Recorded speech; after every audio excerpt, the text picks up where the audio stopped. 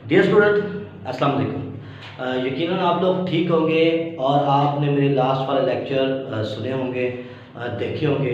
अगर कोई क्वेश्चन हो, कोई फीडबैक हो तो वो काइंडली आप मुझसे जो है वो डिस्कस कर सकते हैं। उसके बारे में कोई क्वेश्चन हो तो वो आप मुझसे पूछ सकती हैं। आप मुझे कमेंट्स बॉक्स में जा सकते हैं या आप मुझे मेरे व्हाट्सएप नंबर पर व्हाट्सएप करके मुझसे कोई सवाल पूछ सकते हैं। आज हमने जो लेक्चर डिस्कस करना है वो हमने डिस्कस करना है introduction to lipid. Introduction to lipid की बात करते हैं। देखिए, जब हम लिपिड की बात करते हैं, लिपिड ग्रीक ज़बान के लफ्ज़ लाइपोस से निकला है। लिपिड लफ्ज़ लाइपोस से निकला है। लाइपोस का मतलब होता है फैट, यानी कि आमतौर पर चर्बी को हम लोग क्या नाम देते हैं? लिपिड का नाम देते हैं। अब जब लिपिड की बात की जाती है, इसकी डेफिनेशन की बात की जाती है, तो हम कहते हैं हेट्रोजेनियस, ठीक है ना, हेट्रोजेनियस कंपाउंड। यानी कि ये क्या है? ये हेट्रोजेनियस कंपाउंड है related to fatty acid, related to fatty acid. अब जरा गौर कीजिएगा, इसमें चलने की बात जिसे हम डिस्कस करेंगे।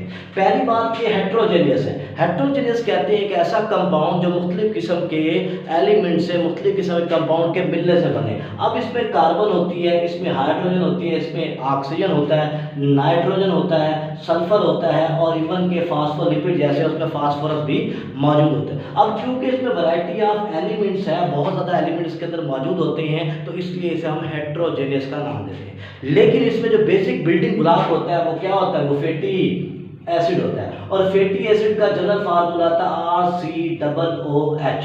ये जो R है ये अल्काइल को जाहिर करता है। जैसे कि हम बनाना चाहते हैं, फर्ज करें 4 कार्बन वाला, ये 4 कार्बन वाला मैंने एक फैट बनाया है समझाने के लिए। अब ये 4 कार्बन वाला फैट है जिसे हम ब्यूटेरिक एसिड का नाम देते हैं। तो जरा गौर करें, तो ये 4 क्या है? ये 3 कार्बन अल्काइल को जाहिर करें, यानी कि ये प्रोपाइल को जाहिर करें।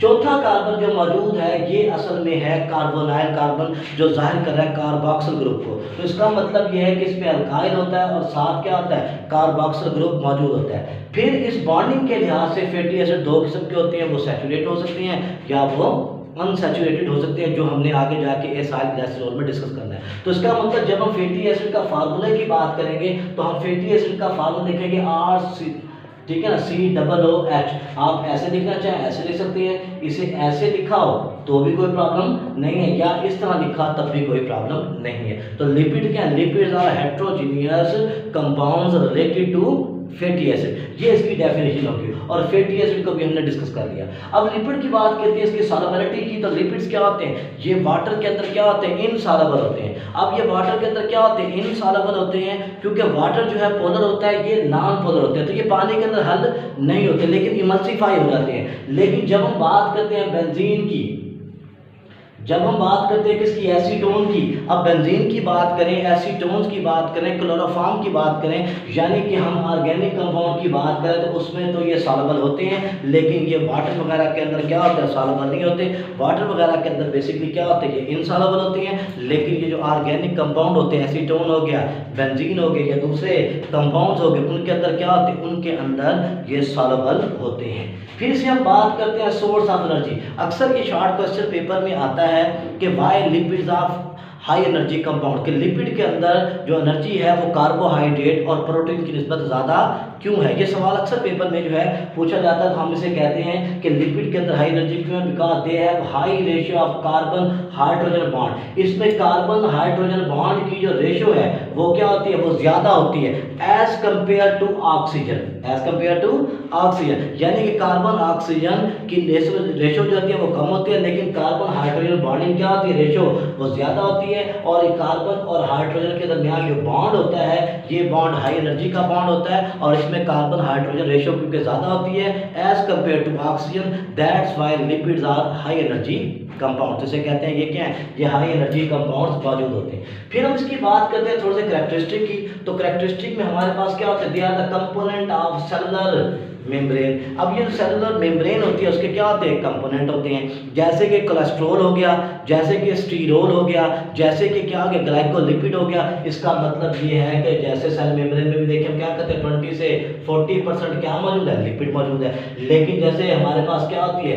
कोलेस्ट्रॉल है ये भी क्या है, ये भी मेम्ब्रेन का हिस्सा है। इस तरह स्टीरोल है, ये भी क्या है, ये भी मेम्ब्रेन का हिस्सा है। तो बेसिकली ये कंपोनेंट होते हैं सेल मेम्ब्रेन वगैरह के, क्या हैं ये कंपोनेंट होते हैं। तो ये इनकी खासियत होती है। फिर हम इसकी जो मजीद देखते हैं तो आते हैं इसकी प्रोटेक्टिव फंक्शन, प्रोटेक्टिव लेयर की शक्ल में मौजूद होते हैं। हम उसे कहते हैं कि ये क्या है इनका, ये है इनका प्रोटेक्टिव फंक्शन हम बात करते हैं। तो प्रोटेक्टिव फंक्शन की बात करते हैं, पहला काम क्या करते हैं, ये एज ए इंसुलेशन के तौर पे काम करते हैं। इंसुलेशन के तौर पे काम में ये क्या करते हैं, ये इन्वायरमेंट से बचाते हैं। इन्वायरमेंट में हार्शनेस आ गई, फर्ज करो कि हीट ज़्यादा होगी, अब्रेसिव मटेरियल हो गया, टेम्परेचर बढ़ गया, टेम्परेचर कम हो गया, या क्या हो पैथोजन वगैरह हो गए, तो उसके खिलाफ ये क्या करते हैं, ये इंसुलेशन पैदा करते हैं और उसके खिलाफ ये बचाते हैं।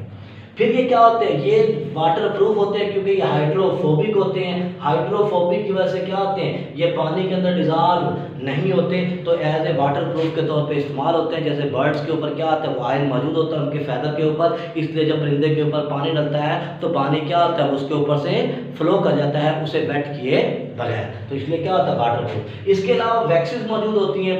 वैक्सीज जो है एक्सोस्केलेटन यानी कि जो इंसेक्ट्स है या मोलस्कल्स हैं उनके जो एक्सोस्केलेटन होते हैं उसके ऊपर वैक्सीज मौजूद होती हैं, जो क्या करती हैं, उसे प्रोटेक्ट करती हैं, वाटर को कंट्रोल करती हैं, साथ उसे क्या करते हैं, इन्वायरमेंटल कंडीशन से भी बचाती हैं। इसके अलावा हम बात करते हैं क्यूटर की शक्ल में, फैट जो है वो क्यूटर की शक्ल में मौजूद होती है, जिसे हम क्यूटिकल कहते हैं। ये क्यूटिकल जो है कहाँ होती है, लीफ के ऊपर होती है, फ्रूट्स के ऊपर होती है, प्लांट के एपिडर्मिस के ऊपर पाई जाती है। तो ये लीफ को, फ्रूट को इन्वायरमेंट से बचाती है, ट्रांसपायरेशन के एक्सेसिव होने से बचाती है, उसे ड्राई होने से बचाती है। तो ये बेसिकली आज के लेक्चर के अंदर हमने डिस्कस किया, जिसमें हमने डिस्कस किया जनरल कैरेक्टरिस्टिक ऑफ लिपिड्स। और नेक्स्ट जो है हम अपने लेक्चर के अंदर डिस्कस करेंगे इसके बारे में मजीद।